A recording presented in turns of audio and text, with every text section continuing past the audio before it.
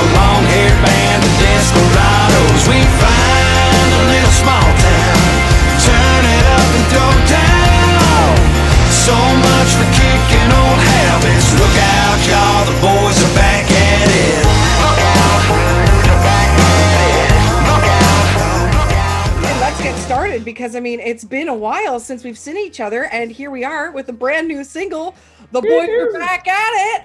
Yeah, doing it. Woo! I think the single and the title, and obviously once everybody gets to hear the rest of the song, like I have, it's pretty obvious what the message is there. You're back, baby. You're We're back. back. We're back with it. I was going to say with a vengeance, but we're not vengeful. We're just happy. We're just happy to be back. We're back with a happy. Does that make any? No, it's better. We're just back.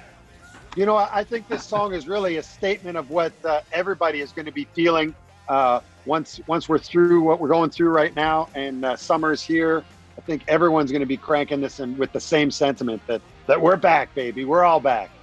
Yeah, 100%. Now, that's where I had to ask, though, is this a song that you've had in your back pocket for a while and been holding on to and said, oh, screw it.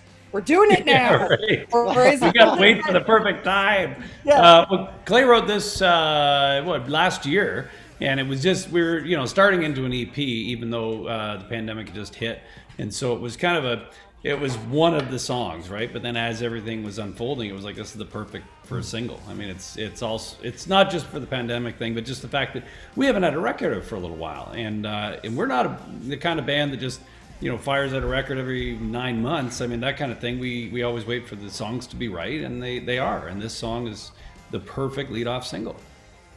It's such a great song. It's so the Road Hammers, and you can't help but sing along right away and get really excited. Like, I think we're already excited to know that we've got new music coming from you guys, but yeah, good choice on the lead single, because this one really gets you kind of going. Like, they're Thank back. Yeah. We didn't choose it; it chose us.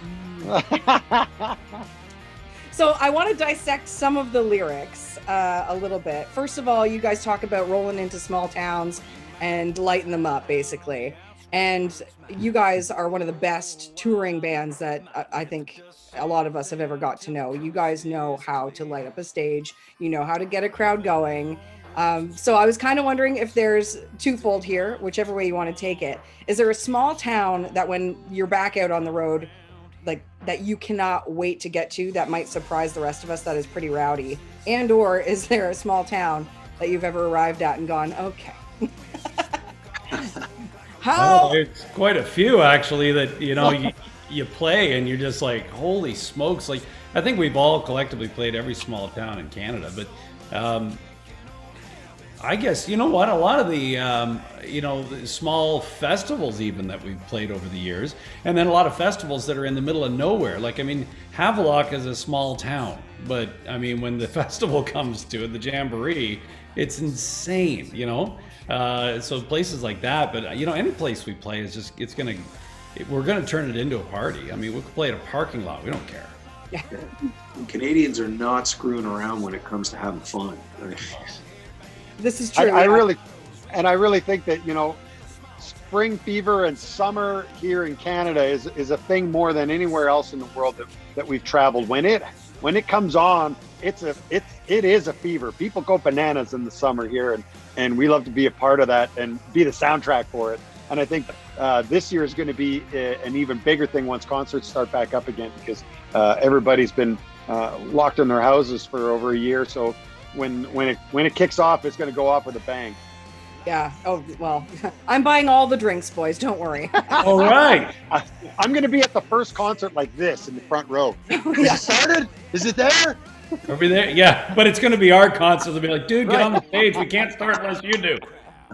I seriously signed up for 2 new credit cards, and I have nothing to spend them on. So, That's the thing. They just keep sending them to you.